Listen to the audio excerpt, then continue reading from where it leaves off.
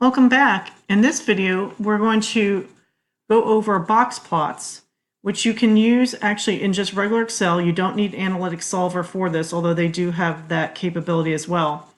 But I'm going to show you the way to do it in Excel. And you'll notice here that I have a sheet that is listing my two stores that are the highest performing and lowest performing, the N176QA, which from your bar chart, you would have noticed that it had the highest retail sales average.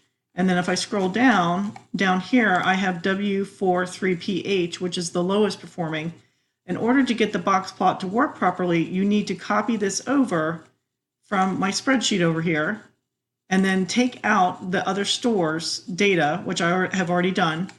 But usually when you do this, this is the one issue I see that students run into, is that they try to copy all the data over, and then it's not, the box plot is not working properly for them. And it's because you need to clean up the data, get rid of the stores that we're not looking at. So once you've done that part, then you're going to click anywhere inside where the data is.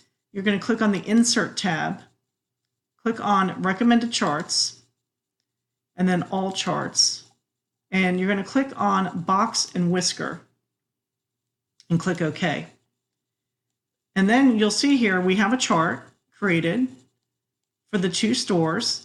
And you can look at the range, which the range is being denoted by these horizontal lines.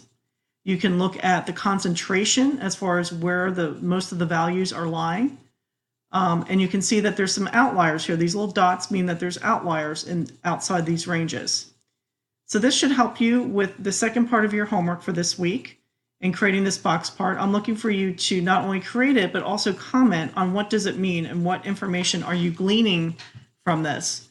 Again, this is all part of the data visualization process, which is a very important step prior to commencing with any data mining, understanding if your data is skewed in any way, and if there's dirty data that needs to be cleaned up. Usually going through this process will help you determine that. Again, if you have any questions, please post on the Ask the Professor board. I'll be happy to respond back to you and help you with any homework questions you may have. Thank you and have a good week.